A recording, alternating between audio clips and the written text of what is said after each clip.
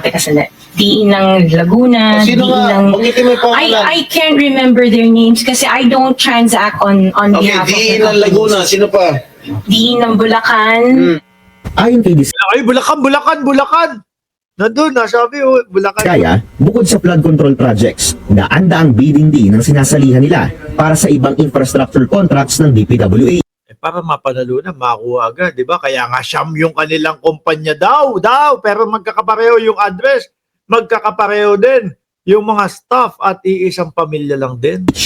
Sinuri namin ang website ng ahensya para makita kung gaano ba talaga kalaki ang kontratang hawak ng 9 Diskaya Link firms. Tagumpay namin nakuha ang datos ng 6 na Diskaya firms sa DPWH website para sa mga proyektong hawak nila sa Metro Manila. Pero habang nasa kalagitnaan ng aming data gathering, tila nag-crash na ang website Biglang nawala na. ng DPWH at ganito na ang lumalabas. Nakolekta namin ang datos Ano yun, nagbura na? Tinanggal? Para wala nang makita? mula sa Alpha and Omega, St. Gerard Construction, St. Matthew General Contractor, St. Timothy Construction Corporation, YPR General Contractor, at Amethyst Horizon Builders. Sa 6 na kumpanya pa lang na ito, aabot na sa mahigit 200 proyekto o katumbas ng 13 billion pesos worth of government contracts 6 pa lang. ang nakukubra ng mga diskaya sa Metro Manila pa lamang. Sa amin din pagsisiyasat, napag-alaman namin na at least 19 projects na dapat ay tapos na, tila iniwan na lamang base sa latest update sa DPWH. Yan, nakita din ho yan, di ba? May nagagalit nga kasi nga iniwan nila yung mga kagamitan nila doon sa isang lugar tapos nabangga nung kanilang napakalaking yung gumagano, yung kumukuha. Kaya galit na galit si PBBM dahil wala silang pakialam sa mga ginagawa nilang pagnanakaw, sabi ni Ma'am Annabel Ye. Website. Ilan sa mga pinakamalalaki ang pondo, hawak ng Alpha and Omega General Contractor na siyang pinakamalaking kumpanya ng mga diskaya. Base sa datos, ang isang 48 million pesos contract ng Laguna Lake Highway Extension sa Taguig City, October 3, 2024 pa dapat tapos. Pero ongoing pa rin ang status at nasa Ang haba na niya na. Halos mag-iisang taon na next month. Oh. 0.64% complete pa lamang. Ganito rin ang construction ng isang 94.1 million peso multi-purpose building sa Taguig City na November 2024 pa ang expiration ng contract. Pero nasa 0.40% complete pa lang ang natatapos. Ang isang 140 million Grabe oh. Kung ganyan ho yung mga kontraktor, walang mga natatapos, halos puro tenga lang ho. Ba't mo pa kukunin? Di ba? Ganito lang ho yan eh. Kung kayo ho, meron kayong pinapagawang bahay, tapos yung bahay na pinapagawa ninyo, hindi tinapos ng kontraktor, ire-recommenda mo pa ba yun sa ibang tao? Hindi na, di ba? Or kukuhanin mo pa ba yun kung magkakaroon ka ng susunod na ipapatay yung bahay? Hindi na. peso Pero sino yung pumapayag ng ganito? Na kahit na puro hindi tapos yung proyekto o palpak yung mga proyekto, papayagan mo pa din? retention basin sa Manila na hawak ng St. Timothy Construction, October 27 ngayong taon ang expiration ng kontrata. Pero hanggang ngayon, wala pang nasisimulan base sa pinakahuling Wala pa din, patapos na.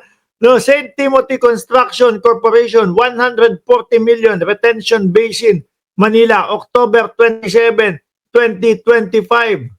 datos ng DPWH website. Sinusubukan pa ng Billionaire News Channel na kunin ang buong datos para sa nationwide projects ng mga kumpanyang ito. Ayan. Ngayon naman, hayaan natin na si Bongo naman ho ang magtanong kay Sara Diskaya, mga bossing. Ang proyekto ninyo na naiulat kasi ngayong araw, ngayon lang, na joint venture nyo raw po. May tanong lang po ako sa iyo. Common practice ba ang joint venture sa construction projects? Yes po. Alam mo ba ang proyekto ninyo na naiulat kasi ngayong araw, ngayon lang, na joint venture nyo raw po ang CLTG? Lilinis yung pangalan nila, no? Yung sa tatay niya tayo, kung di ako nagkakamali, CLTG. Ulitin nyo nga, lagi kong nakakalimutan yan eh. L. Lawrence. Christopher Lawrence. Ano yung letter T ulit? Shiro Kanzaki. Tapos yung G, Go. CLTG. Christopher Lawrence Tarub, Go. Tama ba? Hindi, nakalimutan ko kasi yung T, no? Christopher Lawrence Tarubgo. Hindi, yan pala! Late ka naman kasi, kaya kung ano-ano nasasabi ko dito, Shiro Kansaki, ang bagal kasi nito si Shiro Kansaki maglagay ng ano. Kung nasabi mo agad yung tesoro, yan yung nabanggit ko. Kung ano-ano talaga yung nasabi ko, sorry na. Anong video yung shiner mo, Load Smart? Sa ano? Walang sinashare. Tuloy. 2017? I think so, yes, before. Ano daw? Firm owned by Bongos Kin once worked with Diskaya for Davao project. Ulitin natin, atras natin ha. Ang proyekto ninyo na naiulat kasi ngayong araw, ngayon lang, na joint venture niyo raw po ang CLTG? 2017? I think so, yes, before. Naku po. parang dun sa tanong ni Bongo, napasama pa. Na kapag sinabing joint venture, ibig sabihin mapapaisip, uy, kasama pala kayo doon sa mga ganun kasama kayo doon sa mga proyekto ng Diskaya Bongo, walang kwenta, opening and closing remark lang ang pinagsasasabi. Sabi ni Maxim. Si Robin Padilla, ano po ang naging ambag ni Robin Padilla doon sa hearing? Chicha, kain. Lamon? Kain po, kain. Kumain na naman ba? Naku, kailangan sa susunod, bigyan na natin ng serbesa si Robin Padilla para hindi naman naboboring ng kakakain. Firm owned by Bongo Skin once worked with Diskaya for Davao project. Ayan CLTG. Flood control ito? I can't remember. Flood, hindi daw matandaan. CLTG joint venture project with St. Gerard in Davao region. Tingnan ko lakihan ko. Widening reconstruction, bypass road, daang Maharlika, widening reconstruction, widening reconstruction. Yan, puro mga ganyan. In Maharlika Road.